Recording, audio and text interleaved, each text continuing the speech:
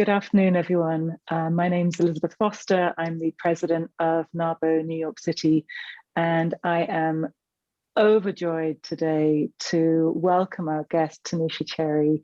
I'm just going to give you a little bit of information about Tinesha, just in case you don't know who she is. If you don't know who she is, you certainly will do by the end of it. So Tinesha is a renowned author and poet and an award-winning international speaker. She's really been involved in mentoring and leading and empowering and influencing for a long, long time. And she uses her motivational speaking, and she really uses her skillful poetry to tell stories, to engage people, and to deliver messages. And actually, I first came across Tinesha at the NAWBO WBC, which is the Women's Business Conference. And she was on stage and completely wowed the audience with her poem. It just blew us all away. And then there was another NAWBO event, I think it was a leadership development, and she came along as a guest then, and again, just like completely wowed us. So Tinesha, thank you so much for coming and joining us today. I'm so excited to have this conversation with you.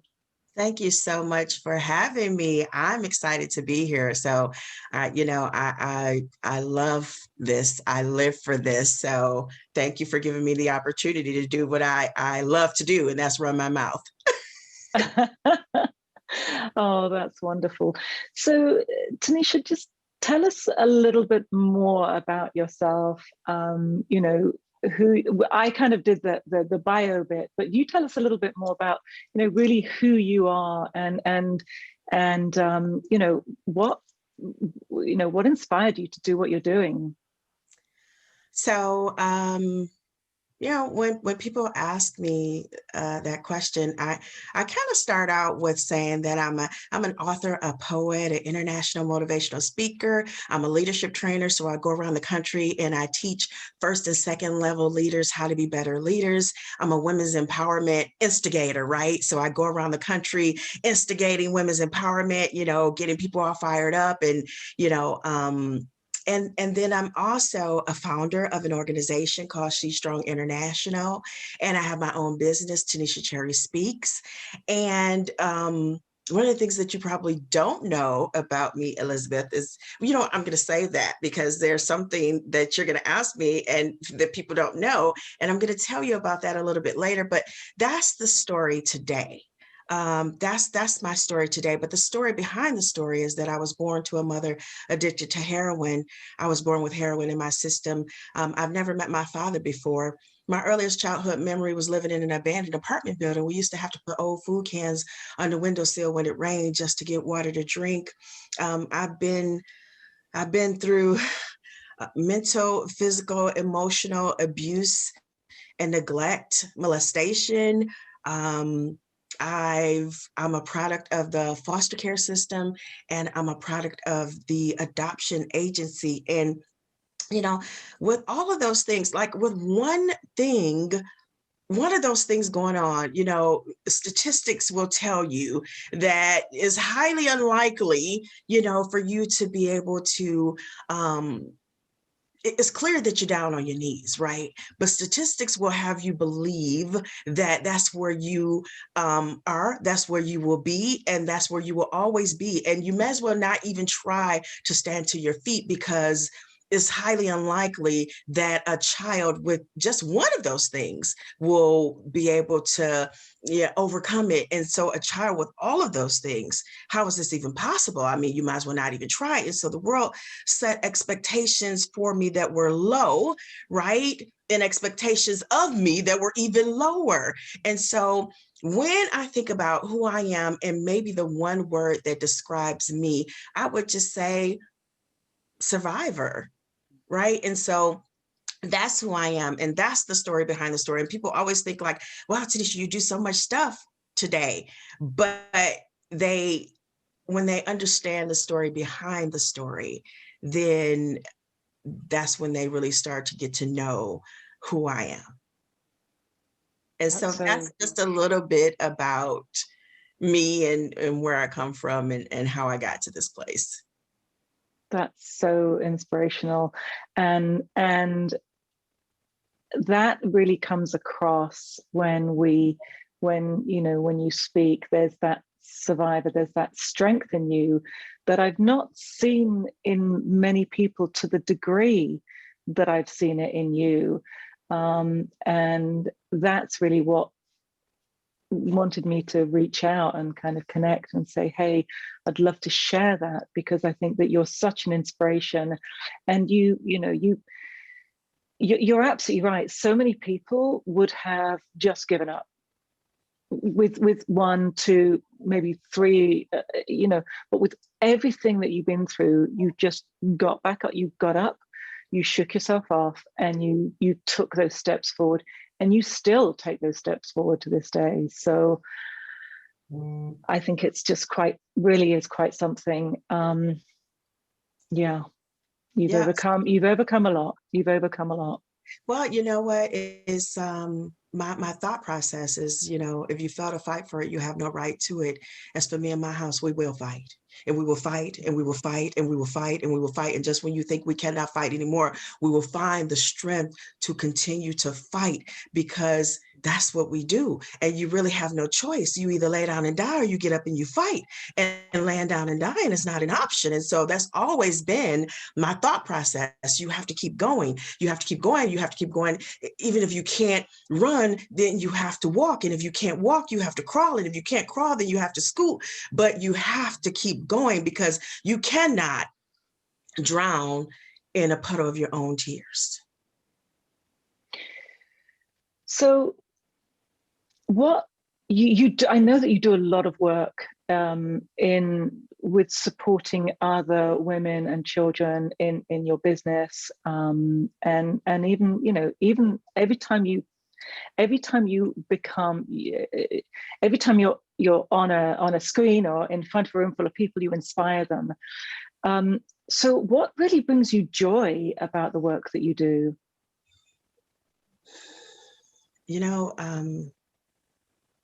I think the thing that really brings me joy is giving people the strength and courage to continue to move forward when they think they cannot, they think they will not.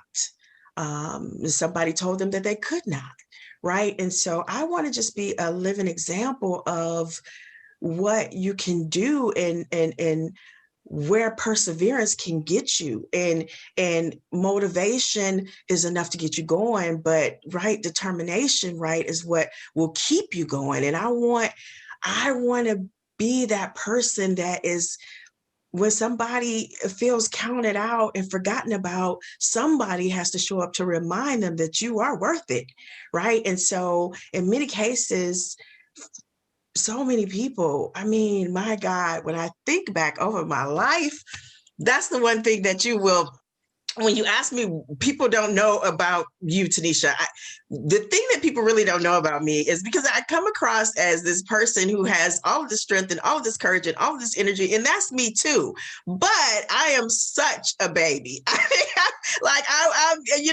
like, I tell people when I speak, I introduce myself and I say, you know what, I'm like a one-woman show. I'm asking the questions, I'm answering the questions, I'm telling the jokes, I'm laughing at the jokes. 1 minute I'm laughing, the next minute I'm crying. And so I'm going to go through the entire thing. So I'm going to let you guys know, if at some point you see me shed some tears, it's okay, because that's just what I do. But when I think back over my life, there's no other way to describe or even to understand how I have been given the opportunity to have an impact on somebody else's life. And when you stand in front of a room and you actually have something to say, and people actually are listening, and it actually, not only are they listening, they hear you, they're listening, and it actually has an impact on their life. Not many people can do that for somebody else. And so it brings me joy, because I can actually help somebody help themselves. And that is the goal, because when nobody else is around, you got to be able to find a light inside of you.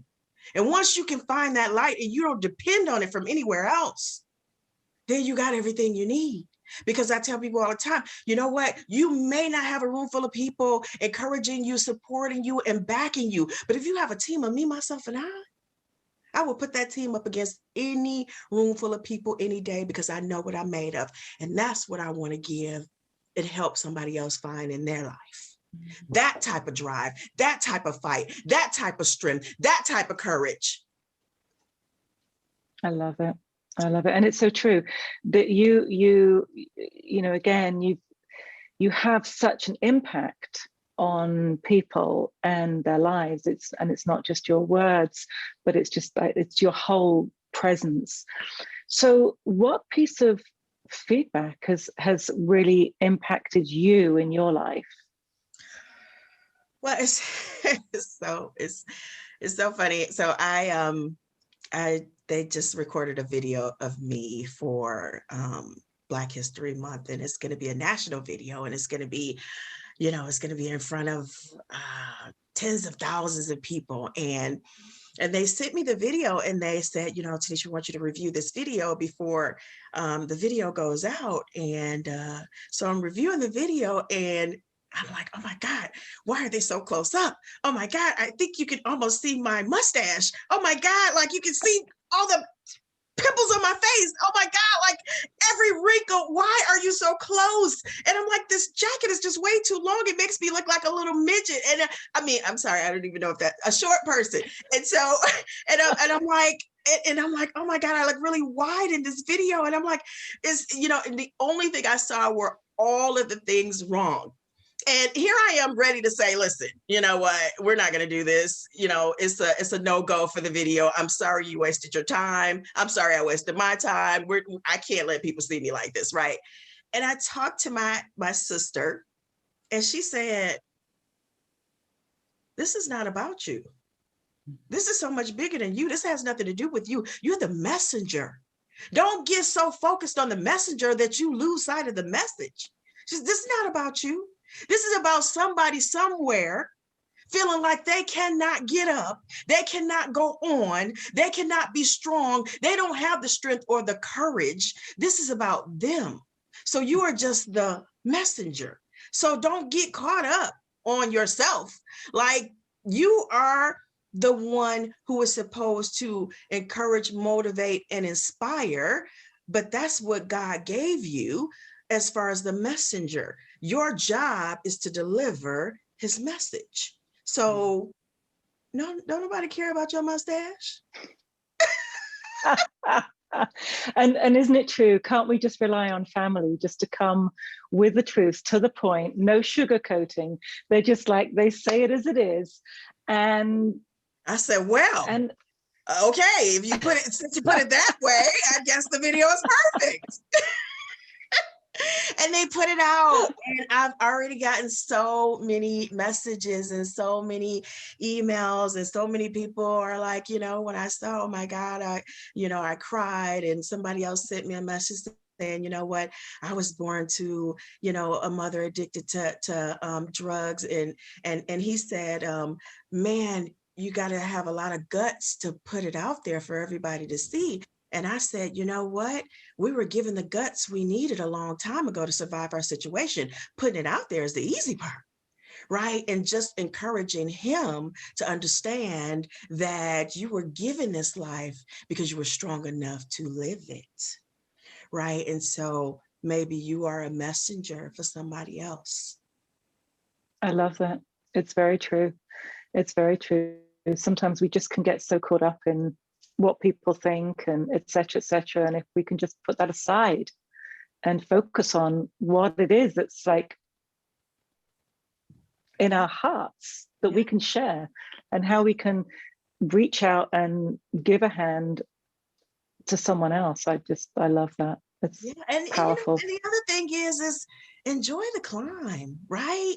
Like, we're so focused on getting to the top that we don't even enjoy the climb up the mountain, right? Like that is everything, right? And then the other thing is this is what I tell people when I speak to people. Listen, you get to the top of the mountain, there's two people at the top of that mountain. One climbed to the top of that mountain, the other one was dropped off by a helicopter. Those are two completely different people. They're both at the top of this mountain, but how you get there, that means everything. So enjoy the climb, because it makes you deserving of being at the top of that mountain.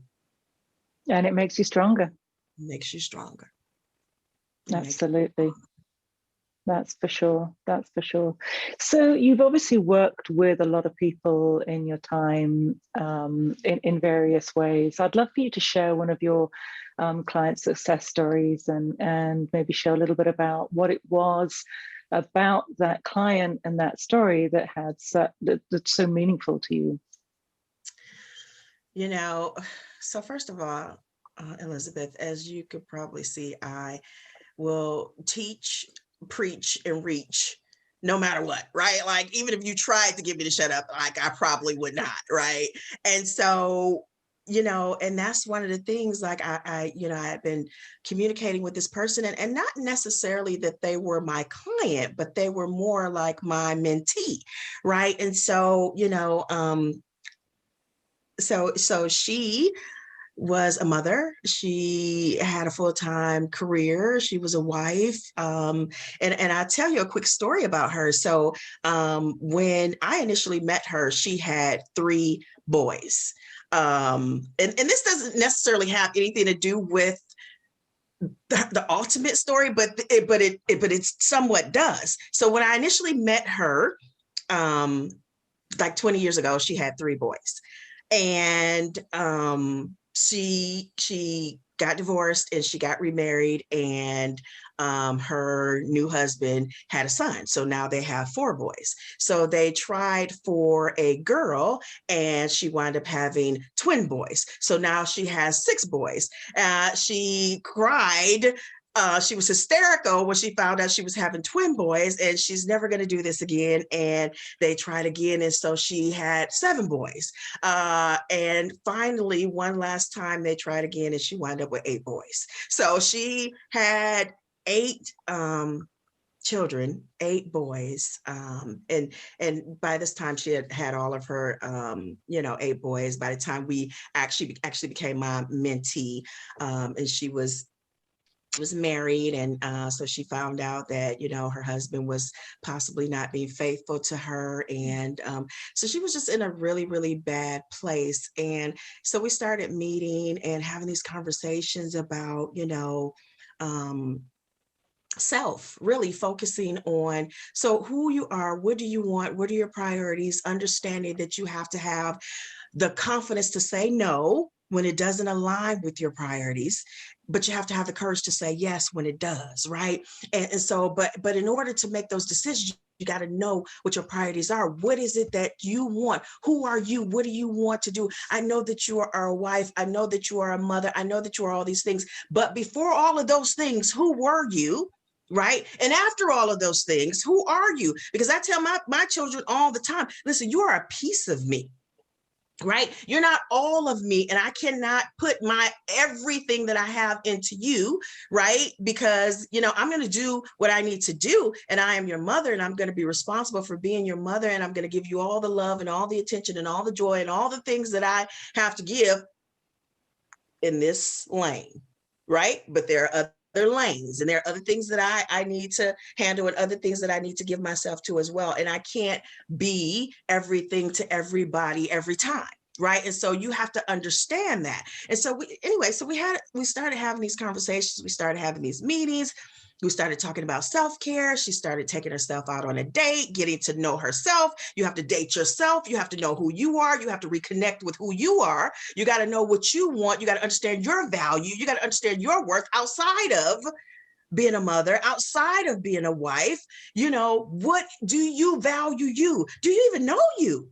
Do you understand you? Do you even know what makes you happy? Right? And when all of those things are gone, who are you? Because at some point or another, your children are going to grow up. They're going to have their own lives. And if the only thing you focused on being was just their mother, taking care of them 24 hours a day, 7 days a week, when you no longer have to do that, then who are you and what makes you happy? And so we started talking about that, and she started working out, and she started doing self-care, and she started doing all this. And it's amazing because she actually, she decided, what, I want more. I want something more. She literally sold her house, moved to DC, took a new job, You know, she worked it out where somehow or another her mother or her mother-in-law was there to help her. Whatever it is, she started anew. She hit the reset button. She had the courage, the strength, and the energy to hit the reset button. But the thing that makes it so powerful for me is that she literally wrote me a letter, and she said, I'm just gonna, just one piece of it. She says, she's, you know, telling me all about the struggles of growing up, and she never had any support and this, that, and the other. And she never had any sort of self-confidence. She never had any self-worth. She never had any sort of self-value or self-esteem. That was always a problem for her. And what I did not know is that she said a few years back, I thought about taking my own life. Right? She said, I was a shell walking among everyone, playing my daily role as a wife, a mother, an employee, a friend, a volunteer with ease. She said, then Tinesha stepped into my life and made me focus on what makes me happy. I never focused on me before. I was always making decisions based on what others needed. Tinesha's mentorship changed my frame of mind. Through her gift of poetry, her confidence, her bravery, her being able to tell her story, I feel like I can accomplish anything that I put my mind to. And for her to go on to say that she was in therapy when we were talking, but it was me who helped her save her. And for her to use the words that you were able to do something that my therapist could not do. And Lord knows, I don't think that I would ever volunteer to like be the difference between somebody making the choice of life and death, right? But it wasn't until years later that I found out that that was the difference. And to have that type of impact on somebody, you know, I had another woman, she literally bent down and she kissed the palm of my hand. You know, it was another woman who said, she said, you know what? I just want to touch the hem of your garment. She said, I wasn't going to come today. She said, but God told me to come. She said, I knew what I knew. She said, but I needed to hear you say it. And all I could do is reach up and touch the hem of your garment. And that's what I did. For somebody to say that to you, like, what? It's the impact. It's not me. It is nothing but being a vessel, and it is being the messenger, and really knowing that that quote of God gave you this life because you were strong enough to live it. I know what I know, what I know, what I know, and I know that God gave me this life intentionally for this very purpose. I love that. And that's a story. That's quite a story. And it's one of the stories that, you know, out of all the stories, I have so many stories, but that's one story that I'm just very, very, very proud of, you know, and that's a story that will always stick with me, because you just never know what somebody's going through. You never know where they are in their life. You never know if something you said or something you could do can make a difference. And that's the thing that I want all of you to understand, the ripple effect. It's always, you know, there will always be consequences, good or bad. And so you have to understand that you never really know which place somebody is in, because sometimes we're all wearing masks, right? Sometimes we all have this mask on, and we have this mask, and it looks like we're strong, and it looks like we're brave, and it looks like we're confident, and it looks like we have it going on, and it looks that way. But underneath the mask, you know, not only is the world beating me up, but I'm my biggest enemy. I'm my biggest bully. And, you know, I tell you, I think that's something that we all struggle with at some point or another. I think as hard as we try, sometimes it can sneak up on you, right? I mean, even me, no matter what you think you see, right? We all struggle with that. I mean, like, I was born to not one, but two drug addict parents. I've I've received so many awards and so many acknowledgments. I've been on so many national stages. But you know what? The one thing that just keeps coming back to me is that who are you? Do you even belong here? Should you even be here? Is anybody even listening? Are you making a difference? And how can you even say that to yourself when you have this type of feedback, when people are saying these type of things to you, when people are reacting to you this way? So even me, some days I have to check me. I have to get myself in order, right? And I think it's very important just to say this to every group that I'm talking to, especially this time, because we're spending more time with ourselves than we ever have before. And so it is important to remember, be kind to yourself. Right? Be kind to yourself. Love yourself on purpose, with purpose. Be intentional about the time that you spend with yourself, the words that you say to yourself. And when you look in the mirror, look for all the things that are right. Don't look for all the things that are wrong.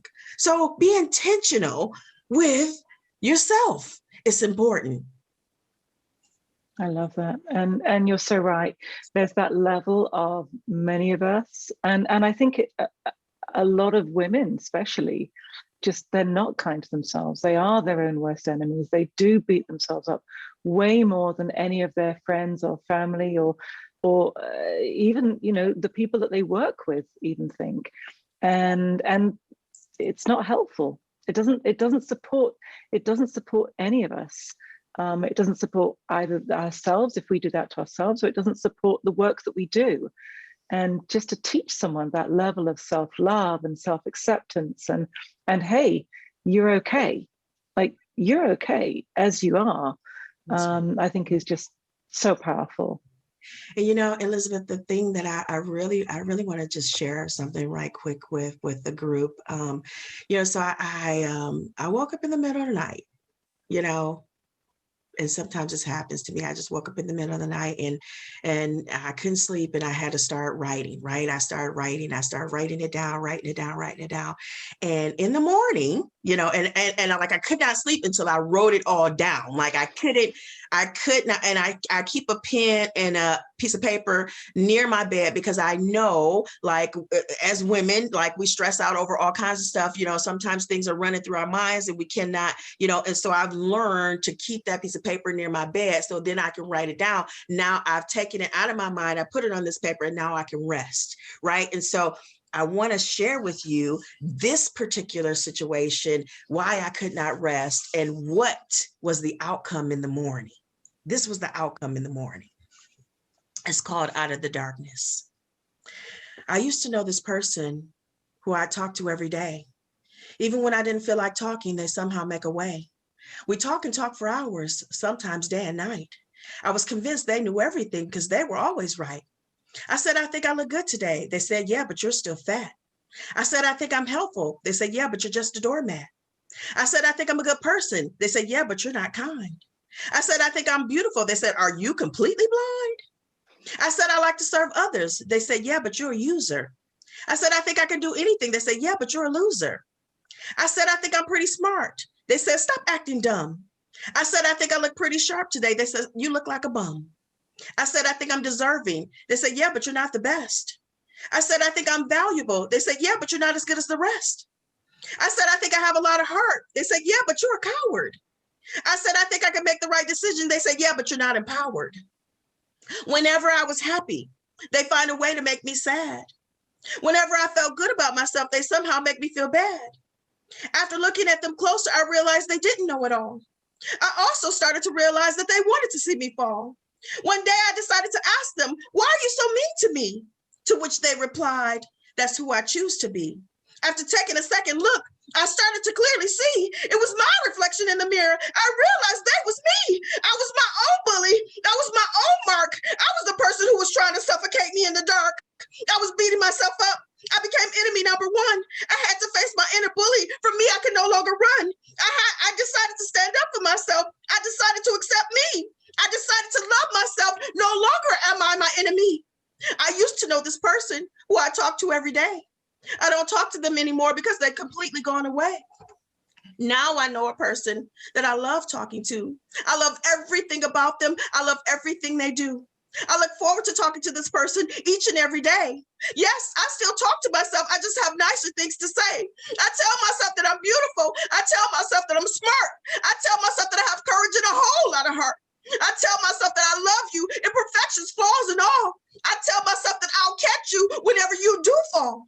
Now I treat myself like a blessing sent from up above. Now I talk to myself like I'm talking to someone I truly love. That is the result of waking up that night in the middle of the night. That was what I had the opportunity to come up with in the morning. And when that happens to me, like I force people like to listen, right? Like I forced them. So I ran into my office and I'm like forcing, people to listen to this. And my poor boss, sometimes he's like the main audience. And what wound up happening is the very next day, he was going to be a speaker at a resiliency conference on suicide. And he asked me to open up the conference with that poem. And everybody at that conference thought that that poem was written specifically for the conference. And maybe it was, but God just made me the messenger in the middle of the night. Wow, Tinesha, that's you moving me to tears just listening to it. Now I need to go get my tissues. Glad I'm not the only one. I'm glad I'm not the only one. I don't know what everybody else is doing, but here I am, blubbering and, tears and snot. And so I don't know if anybody else is doing the same thing, but. Well, I'm right there with you. I am,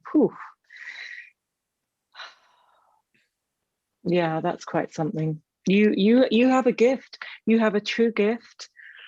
And when you share your gift, that ripple effect is just so powerful.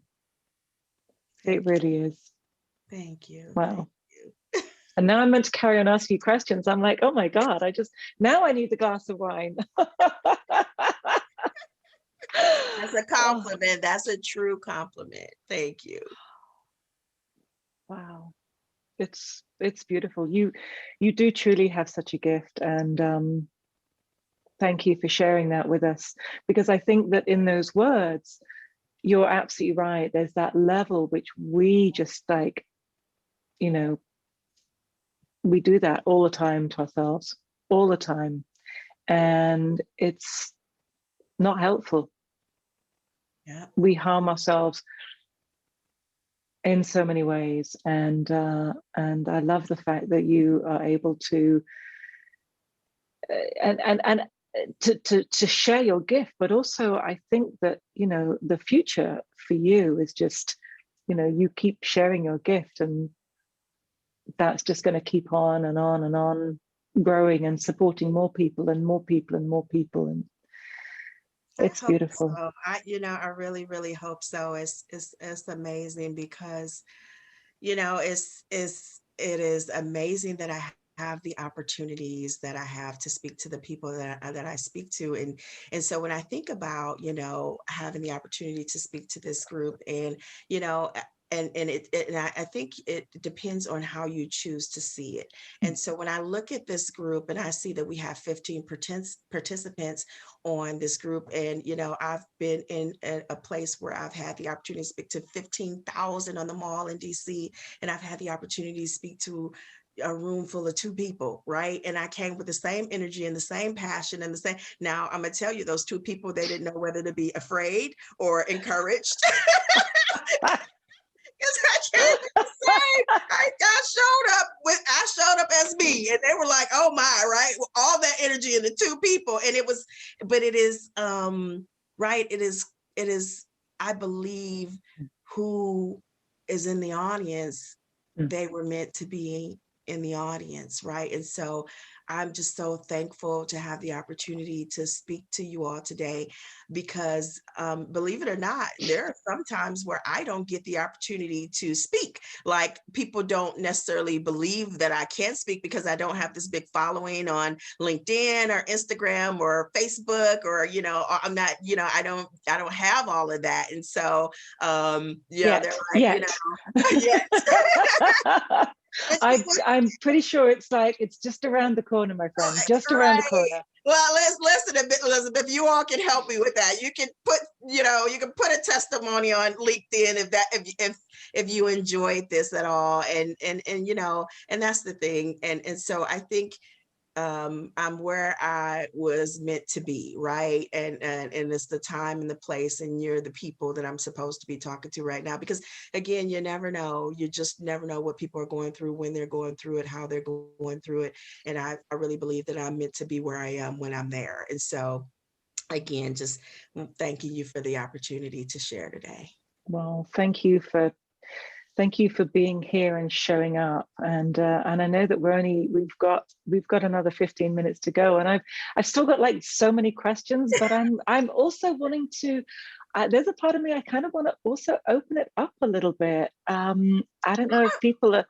I Is love that okay with that? I love that. I love seeing the people. I love everybody turning on their microphone, because I'm used to a room full of people, and I'm used to hearing the cheers, and I'm used to people running it through the room and jumping up and cheering, and you know the you know, that 1,000 women in wherever we were, Tampa or whatever, and when a room full of 1,000 women jump to their feet and they're cheering, right? You live off of that energy. You know that it did what it was supposed to do. And so it is so difficult speaking to a computer, so because you just really never know how people are impacted by it. So if people want to turn on their videos and turn on their microphones, let's talk about it.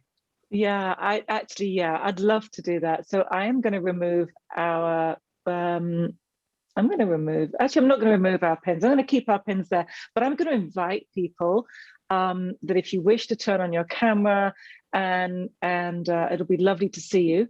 And also, if you've got a question, I mean, I can carry on asking you questions anyway.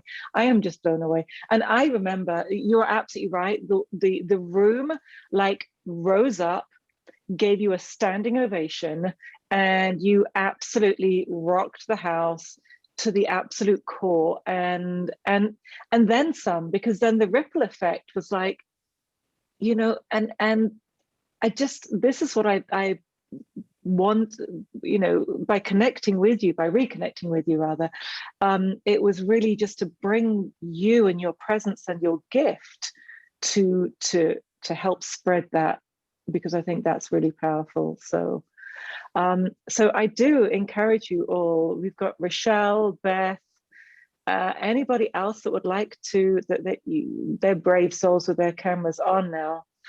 Anyone else want to put your camera on? And this is an intimate group. It's only 15 of us. Let's talk about it. Let's get into it. Let's share. Give me some feedback. I mean, you know, I tell you, and when people ask me what keeps you motivated, right? Like, because even the motivator needs motivation. Sometimes it is the feedback from the people that gives me the motivation, because then you know it matters. You know, every time you know, before COVID, every time you pack up and you take luggage and you get on a plane and you do, you know, and you spend time away from your family and you do all of these things, when you get the feedback, then you know that it was worth the sacrifice, right? Because there's always a sacrifice. That's for sure. Oh yeah, there truly is. There truly is. So do we have any questions from anyone? Any comments, questions, concerns, criticisms? Come on, ladies and gentlemen, don't be shy. This is not the place to shy. Can I just say, the energy level that you put off, Tinesha, is amazing. I mean, I've never been on a call like this. I can't even imagine what you do in front of a live audience. I was moved by you, so thank you. Thank you, Beth. I appreciate that. That means a lot to Absolutely. me. More than you know, it means more than you know. You know, when I look back on this recording, and I will, you know, there'll be a day when I need a pick me up. There'll be a day when I'm exhausted and I'm tired, you know. And the one thing is that Elizabeth didn't get a chance to ask me this because I talk so much, right? In addition to all of those things, I know you guys heard me talk about, you know, my boss and this, that, and in addition to all of those things that I do, I'm also a federal law enforcement officer of 27 years. I wear a gun and a badge. I'm a 5th level manager. So I teach 1st and 2nd level supervisors and leaders how to be better leaders. So that's what I do as far as my leadership training. So, you know, on top of all of that stuff, you know, I try to show up with all sides of me, right? And really using that piece to encourage girls and women to step up, to, you know, I tell them, if you're gonna show up, be ready to show off and show out, right? And, you know, and that's a part of it, you know, getting to this level, you know, where I'm, you know, I tell people, and when I'm really into myself, I tell people I'm your boss's boss's boss's boss's boss, right? Like, you know, and so that in itself is just you know, it's just another piece of what it is that I have the opportunity to do, right? Absolutely. So no, Absolutely. you know, it doesn't seem like anybody has any questions, Elizabeth, so we'll just have to keep on with your We're gonna have to keep going with I mine. do appreciate seeing Beth and Rachel, right? I appreciate being able to see them. It brings me joy. So, all right. So if you weren't doing, I mean, excluding your day job, because because that's a whole wow in itself, which actually, yeah, I did not refer to at all. So but I do remember somewhere, now that you mentioned it, I remember like, oh yeah, you do actually have a day job. This is your part-time job. It's your Yeah. part-time gig, Yeah. which What is I do in my phenomenal. spare time, right? This is what I do in my spare time when I'm not being a Exactly. wife, a mother, you know. So yeah, so tell us about, so when you're not doing the day job and you're not doing the side job, the side gig, like what do you love to do? I mean, what gives you passion? I'm gonna tell you what gives me passion is running my mouth. So I'm always running my mouth in some way, shape, or form, right? Like you ask me one simple question and we're there for an hour, right? And so it takes my children, right? Like it's my children and my husband, they keep me so grounded, right? So I'm like, you know, I got this radio interview and, you know, it's big time and it's national. And my aunt who's in Alabama, she's listening and all of this stuff. And, you know, I'm done and I get home and I walk through the door and all the lights are turned out and everybody's in the bed. And, you know, the next day I'm like, hey, did you guys listen in? And they're like, no. Like, right? Like, it's like, really? Shame on them. Shame on them. Listen, at the end of the day, you're a mom, okay? And so it is interesting because, you know, sometimes they will, you know, be with me at some of these speaking engagements and some of these events. And it is always great, especially with my daughter, for her to, you know, be there to witness it and to understand that you have the power to impact, right? And when you were given a voice, if you're given a voice, right? Not everyone has not everyone has what they need to be able to express what they need to express. But when you have a voice, you have a responsibility to be a voice for the voiceless. And I really want her to learn that and understand that and to adopt that type of attitude and mindset. I love that. And how old is your daughter? She just turned 18 during the pandemic. She's a senior in high school and she turned 18 and she swears she's in prison, right? Like this is like a prison sentence. I can't believe I waited my entire life for my senior year and this is what I get. And I can't believe I can't celebrate my 18th birthday. I feel like I'm in prison. I'm like, seriously, prison? Really? I said, the only thing that 18 gives you, don't think you're grown, because 18 just means that if you commit a crime, you have to go to jail with real grown people. So says the federal enforcement agent. That's true. That's very true. Because in listen, this country, you can't even drink at 18. I tell you, listen, don't think you're grown. You are not grown yet. Listen, even when you are grown, you're still not that grown. So I hear you. yeah, but every now and again, I don't really have a lot of time to sit around and do nothing, but I do enjoy sitting around doing nothing. I would tell you, when I finally do get some free time, I'm gonna tell you what, I know how to be a couch potato. I know how to watch an entire series in one night, right? Like, I know how to do that. I can do that. I've done that, right? Like, I caught up on The Good Doctor. I got caught up on that. And as I don't even know how many seasons it is right now, but I'm caught up. That's that. And I'm caught up on Tyler Perry's Sisters. Like, I'm obsessed with that. And so I'm caught up on that. I know everything about Karen, Danny, Andy, Sabrina. Listen, I know all about what they have going on, exactly where they are in the story. I can't wait. And one of the things that really inspires me is that, you know what, they are women. They are strong, confident women. And they're so well dressed. And, that keeps me encouraged and inspired, right? Like, it inspires me that, when it's time for me to go it keeps me connected, I feel like, right? Because I have some strong, powerful women that I'm following. And you know what? In my mind, we're friends. I met Michelle Obama's chief of staff, and I told her, listen, we are best friends. I don't know whether you know it or not, but we're best friends, and you're never going to be able to get rid of me. And when I showed up to the Obama's office, she understood quickly that we are best friends. And, and that was like 2 years ago. And every now and again, I send her email and I'm like, hey, best friend, I'll be in DC. And so when I get there, I want to know if, I can stop by. So the original answer is yes, I know how to sit around and do nothing, and I enjoy that. That's great. That's cool. I love that. And it's important. We need that time as well. We need that recovery time.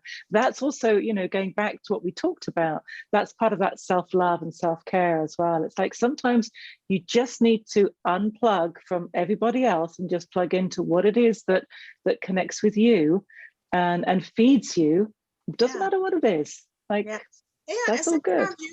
Sometimes you have to understand that some of these deadlines, you put them on yourself, right? These are some self-imposed deadlines. And,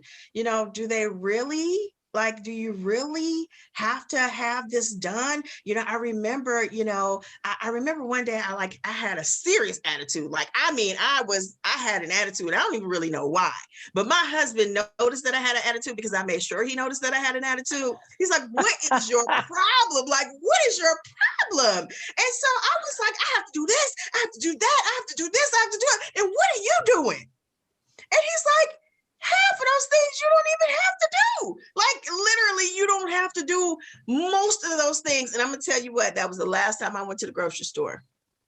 And that was about, I'm telling you, that was a good 10 years ago. So these kids are on their own. Like, okay, if I don't have to do it, then I'm not doing it anymore. And it's like the things that I used to get so worked up over, like I had to, like it was on my list and I had to do it, right? And I would drive myself crazy and I'd be so angry about all these things I had to do. And here I am looking at him like, do you have anything to do? Right? And he's like, you don't even have all that stuff to do. You're driving yourself crazy and me over some stuff that you created in your own mind that you have to do. And that was it for me. And my son just told me the other day, he's like, Mom, you don't cook no more. You don't go grocery shopping. He's like, I'll cook more than you and I'm cooking for you. I said, listen, we are both on this healthy kick and you've been doing it longer than me. So you should be cooking for me. I love that. So I let it go sometimes. Sometimes you just you got to let go. And I've learned to do that. And I think that helps me stay sane. The other thing that helps me stay sane is that I have 24 hours in a day, right? And so when the time comes and I have all of these things stacking up, I take it in, you know what, I don't get so worked up, because in my mind, even though it is 9 o'clock at night and it's due at 7 o'clock in the morning, you know what, in my mind, I can work on it until 1. I can take a quick nap. I can get up at 3 and do it, and I can be finished by 7. I'm not gonna, you know, really get myself worked up and stressed out over something that, you know, I know that I can control. And if I can't control it, then I gotta let it go, because stressing myself out over it is not going to help at all. And so I found different ways to help me, right? So That makes total sense. And yeah, again, back to that self-care, self-love. It's like, people, this is what we need. We need to do this. Like, and certainly right now, you know, after nearly a year in, you know, the craziness of the COVID and everything else, it's just, you know, we need to look after ourselves for our mental and physical health. yeah, I one love it. person is responsible for showing up for you first is you. Absolutely. Absolutely. Wow. Well, we're nearly at the end. I want to thank you so much. I have so enjoyed like spending this time with you, and it's like you're so funny. Because there's a part of me that I feel like, oh, we're friends. And the moment I saw you, I Best felt friends, that. Elizabeth. Best friends. I felt that. I'm like, wow. And you know, it wasn't until like earlier that, you know, a few months ago, that I was like, oh, it should be perfect for a fireside chat. So I am so glad that we are connected. Thank you, really, thank you for coming and sharing your heart, sharing your everything, sharing your poem, absolutely, but just sharing your message, because when you share your message, you support so many other people. That ripple effect just keeps going. And I'm excited to support you. I'm going to encourage that every single other person who is out here, who's listening in, either the recording or live now, actually like jumps on. Tinesha Cherry, just go find her, locate her on the web, follow her, encourage her, give her some love, because she's an amazing woman. So Tinesha, thank you. Thank you. So Elizabeth, much. I have to end with this, because I just have to, because I really believe that it is our responsibility to understand that we owe somebody something, right? And so there were people before us that sacrificed, and they gave, and they gave us the opportunity to be all that we can be. And shame on us if we ever not step up to the challenge and step up to the plate. And it's okay to be tired, but it's not okay to quit. And so I just want to leave you all with this, and it's called Freedom Ain't Free. Freedom ain't free. The price is pretty steep. You see, the cost to be free didn't come cheap. Some paid the price with mental and physical misuse. But for some, the price was the most horrific abuse. For others, it was a march holding a picket sign. For some, it was jail and paying a fine. But for many, freedom came at a much higher price. You see, the price to be free cost them their life.